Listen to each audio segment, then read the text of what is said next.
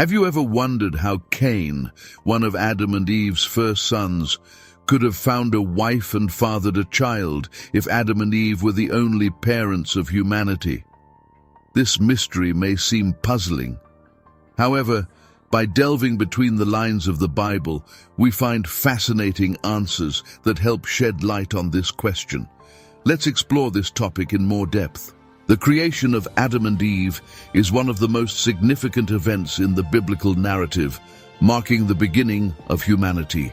According to the account in Genesis, God created Adam from the dust of the ground and breathed life into him by breathing into his nostrils. He then made Eve from Adam's rib, establishing the first marital union and inaugurating the human lineage. This event was not only the beginning of life, but also the starting point for the relationship between God and his creation, setting the stage for the story that would follow. After their creation, Adam and Eve lived in the Garden of Eden and had children. Among them were Cain and Abel, two brothers who grew up in a world still marked by the initial purity of creation, but which would soon face its first challenges. Cain became a farmer, dedicating himself to cultivating the land, while Abel became a shepherd, caring for sheep. Over time, both decided to offer gifts to God as a form of worship and gratitude. Cain brought fruits of the land, while Abel presented the best parts of his flock, choosing the fattest and most valuable. The Bible reports that God accepted Abel's offering, but not Cain's. Although the exact reason for this difference is not detailed, it is believed to have been related to the attitude and quality of the gifts. Abel offered the best of what he had, demonstrating excellence and sincerity, while Cain's offering was not as significant. This episode generated deep discontent in Cain, which soon turned into envy and anger against his brother. God noticed Cain's emotional turmoil and warned him about the dangers that his feelings represented. He warned that sin was at the door and that Cain needed to control his emotions so as not to succumb to temptation. However, Cain could not control himself.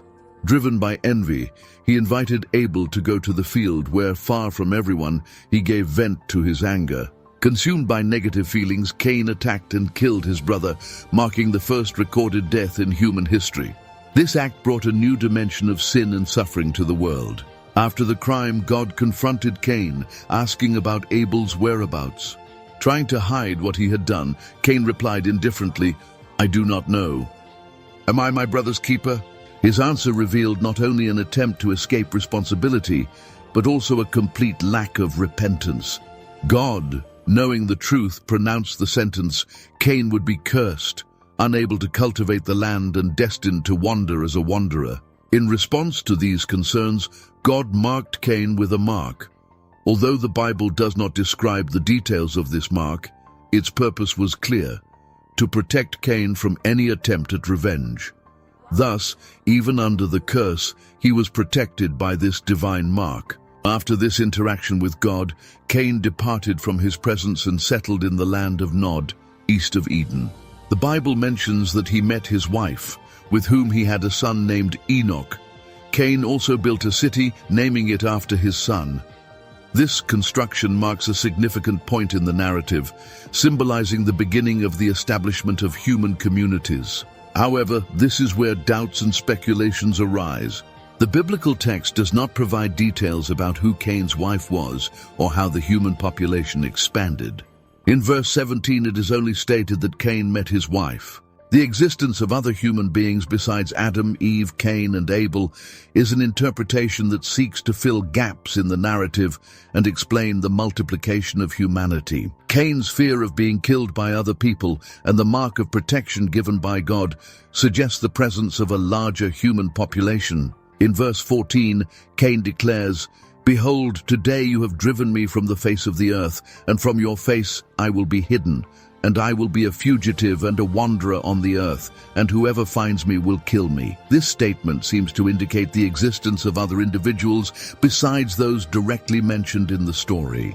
In response, God states, "It shall not be so. Whoever kills Cain will be avenged sevenfold," and places a mark on Cain so that no one will harm him. These elements suggest that, in the context of the narrative, the earth could already be home to a larger population, distributed beyond the primordial family. A less common but frequently debated interpretation proposes that God could have created other human beings independently of Adam and Eve. Proponents of this theory argue that the rapid expansion of the human population described in the Bible would be difficult to achieve with only the direct descendants of the primordial couple. This view seeks to reconcile the biblical narrative with archaeological and anthropological evidence, such as the presence of complex human communities and traces of dwellings dating from early periods. Despite these speculations, it is important to note that this interpretation is not explicitly supported by the biblical text. The Genesis narrative remains open to different readings and reflections, leaving room for questions about the origins and development of humanity. The Bible does not provide additional details about the creation of human beings outside the scope of the primordial family, limiting itself to a more focused and specific account. Thus, although there are theories that attempt to align the biblical narrative with scientific discoveries, these ideas are not confirmed by the sacred text and remain as hypotheses debated among scholars and theologians. On the other hand, the most widely accepted theory is that Cain may have married a sister or niece, considering the cultural practices and the context of the time described in the biblical narrative. In Genesis, there is no mention that Adam and Eve had only Cain and Abel as children. In Genesis 4:1, Eve celebrates the birth of Cain, saying, "I have gotten a man with the help of the Lord." However, there is no similar statement after the birth of Abel, which may suggest that other children could have been born in the meantime. The lack of explicit mention of other descendants between the events involving Cain and Abel has led scholars to speculate that Adam and Eve had a larger line of offspring than is directly mentioned in the text. Cultural and historical understanding of the time suggests that families were often large. Furthermore, the lack of specific restrictions in the biblical text suggests that Cain married a sister or close relative. This idea is reinforced by Genesis 5:4, which, after narrating the birth of Seth, mentions that Adam had sons and daughters. This suggests a wider line of descent, although the narrative focus remains on Cain, Abel, and Seth. In the biblical and cultural context, the explanation that Cain married a sister is plausible in order to continue the human lineage. In the early stage of history, marriage between siblings or close relatives was acceptable and necessary for the propagation of humanity. The Bible does not explicitly prohibit such unions in this early period. In fact, there are several examples of marriages between close relatives in the sacred text, which reflect the cultural norms and unique circumstances of the time. One example is found in the story of Noah's sons. After the flood, Noah, his wife, and their 3 sons, Shem, Ham, and Japheth, were the only survivors to repopulate the earth. Thus, Noah's sons had to marry each other or their sisters, given the absence of others. Another significant example is Abraham's marriage to Sarah, his half-sister. Genesis 20:12 confirms that Abraham and Sarah shared the same father, showing that, in this period, unions between close relatives were acceptable and often necessary. Abraham's son Isaac followed this practice by marrying Rebekah, his first cousin. Marriages between cousins were common and reflect the cultural norms of ancient society. Similarly, Abraham's grandson Jacob married close relatives, as was customary to preserve the family line. Such unions, although they may seem strange in light of today's norms, were widely accepted and considered natural in the historical and cultural context of the time. 500 years after the creation of Adam and Eve, the laws that would later become part of the covenant given to Moses established more restrictive ethical and social standards. These norms reflected both the evolution of human cultures and the need to preserve genetic health and maintain order in an increasingly complex society. The biblical narrative, however, often focuses on the story of Cain and Abel, 2 of Adam and Eve's best-known sons. This emphasis tends to privilege more dramatic narratives, often relegating the other descendants to the background. This focus often obscures the stories and trajectories of other sons and daughters of humanity's first family. Although Genesis 5:4 mentions that Adam and Eve had other sons and daughters besides Cain, Abel, and Seth, the lack of specific names for these daughters seems to contribute to the marginalization of their stories.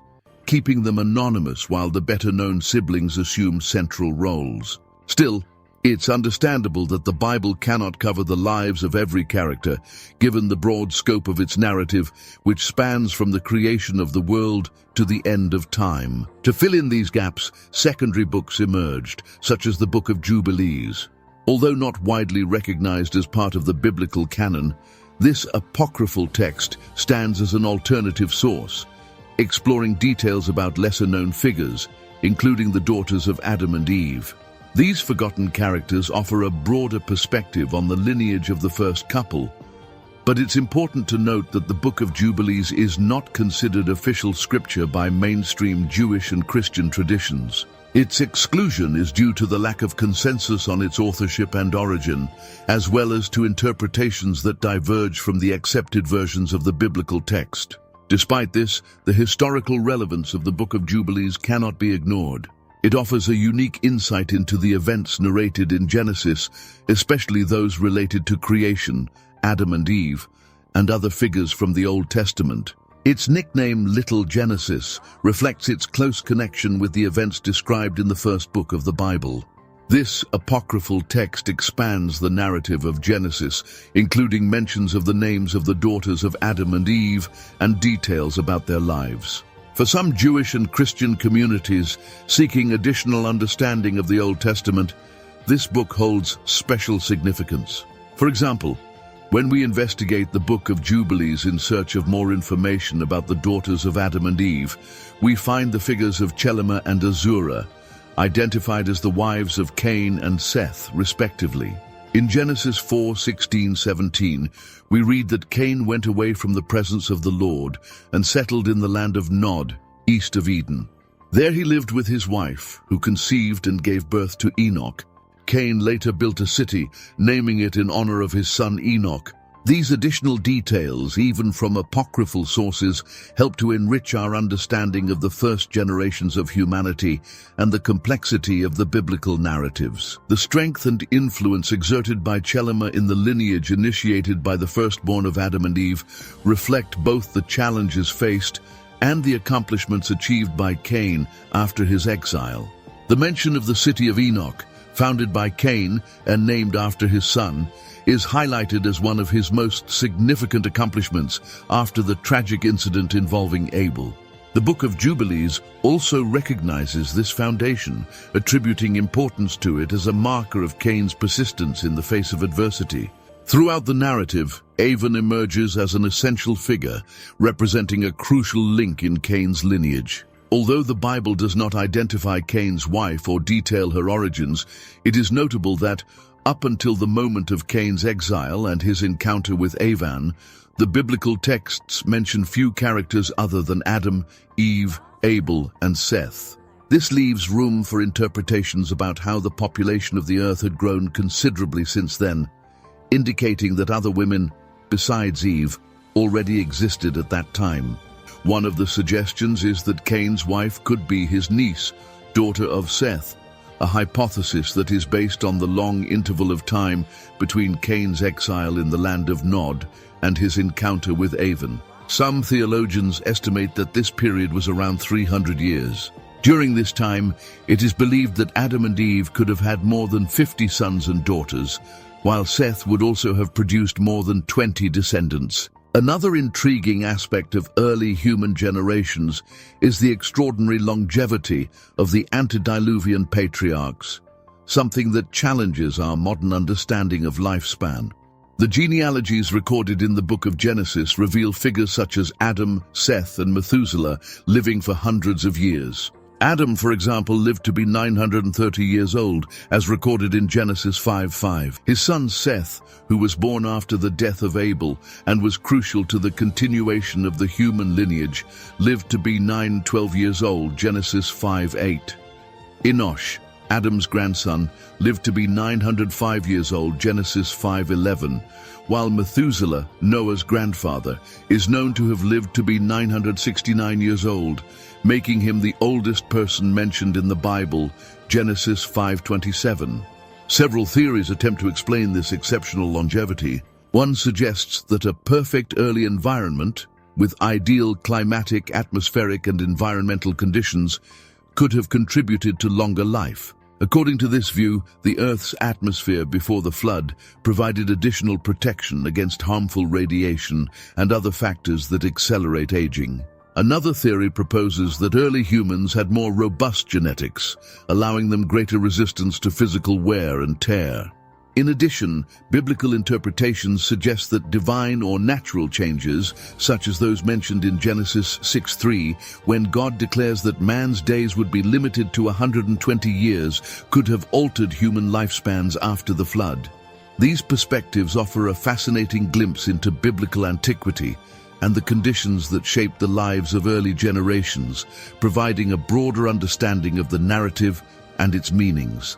The statement, "My spirit will not always strive with man, for he also is flesh. However, his days will be 120 years," may indicate a planned reduction in human longevity after the flood. This seems to correspond to the gradual decrease in lifespan observed in later generations. After the flood, the ages of biblical characters decreased significantly. Abraham, for example, lived to be 175 years old, Genesis 25:7.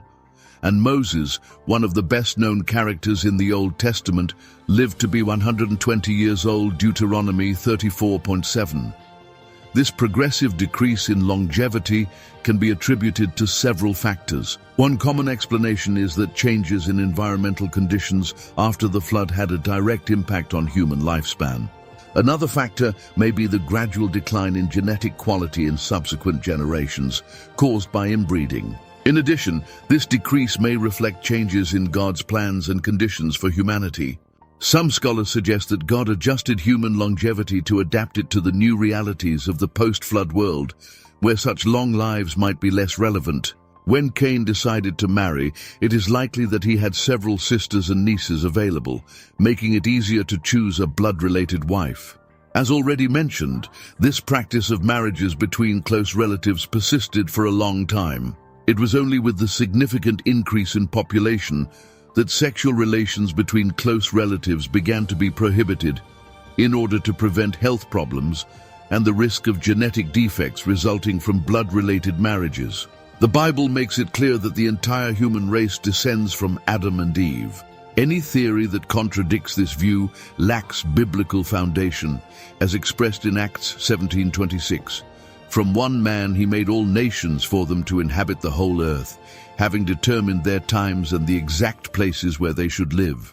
This perspective clarifies the dynamics of relationships at the time and reinforces the formation of humanity from a single original couple. A figure mentioned in the Book of Jubilees is Azura, another daughter of Adam and Eve, recognized as the wife of Seth, the third son of the primordial couple. The name Azura, symbolically associated with the blue sky or lapis lazuli, reflects a celestial purity and highlights the uniqueness she represents in the narrative. As the wife of Seth, Azura directly influenced the continuity of the righteous lineage, contributing to the preservation of the virtues and values desired in the biblical genealogy. Seth was born after the death of Abel and was considered by Eve as a substitute designated by God to establish a new lineage after the tragic episode with Cain. According to tradition, Azura was initially the wife of Abel. After his death, she became a widow and later married Seth, a union that gave rise to notable descendants. Seth plays a crucial role in the continuity of the righteous lineage after the turbulent events involving Cain. Among the descendants of Seth, Enosh stands out, whose name means frail man. Enosh is recognized for having been the first to institute the custom of invoking the name of the Lord, establishing a spiritual connection that shaped religious practice and reinforced ties with God in subsequent generations.